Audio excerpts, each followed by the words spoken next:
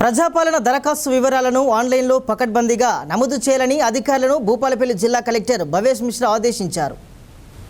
ప్రజాపాలన దరఖాస్తులను online entry చేయడానికి data entry ఆపరేటర్లకు సమీకృత జిల్లా కలెక్టరేట్ సమావేశ మందిరంలో ఏర్పాటు చేసిన శిక్షణ కార్యక్రమంలో జిల్లా కలెక్టర్ భవేష్ మిశ్రా పాల్గొన్నారు.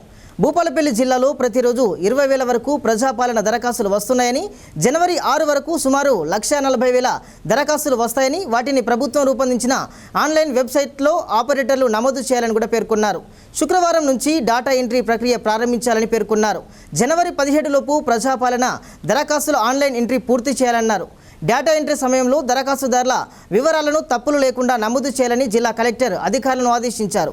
ప్రభుత్వంపై నమ్మకంతో ప్రజలు ప్రజాపాలన కార్యక్రమానికి వచ్చి తమ దరఖాస్తులు సమర్పించారని, అర్హులైన ప్రజలకు ప్రభుత్వ పథకాలు అందించేందుకు సదరు దరఖాస్తులను ఆన్లైన్లో నమోదు చేయడం చాలా కీలకమని, ప్రజల నమ్మకాన్ని నిలబెట్టుకునే దిశగా డేటా ఎంట్రీ ఆపరేటర్లు దరఖాస్తుదారుల వివరాలను ఎలాంటి చిన్న పొరపాటు కూడా లేకుండా ఆన్లైన్లో భద్రపరచాలని కలెక్టర్ పేర్కొన్నారు.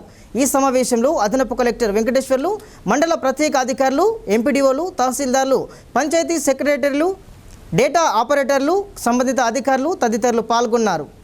ప్రతి ఒక్క డేటా ఎంట్రీ ఆపరేటర్కి మీ మండలం సంబంధించిన లేకపోతే ఒక జీపీ మీకు అటాచ్ చేసేస్తాము.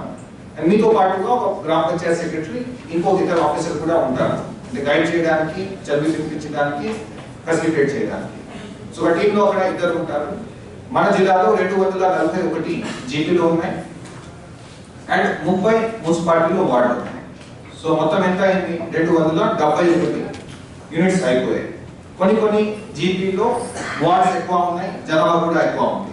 ఉదాహరణకి చెల్పూర్, ధర్పూర్, తడిచేల, మహాదేవ్పూర్, కాళేశ్వరం, కాటారం ఇట్లాంటి జీపీలో జనాభా ఎక్కువ ఉంది.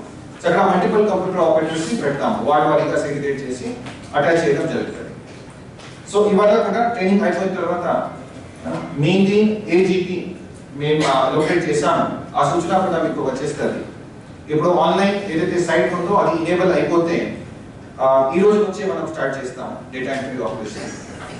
సో ఈడిఎం గారు చెప్పినట్టు ఒక డేటా ఎంట్రీ చేయడానికి 6 to 7 minutes మినిమం టైం అయితే పడుతుంది. 8 minutes అనుకోండి. సో ఒక గంటకి మనం ఇది చేసుకోవచ్చు, 7 to 8 మనం చేసుకోవచ్చు.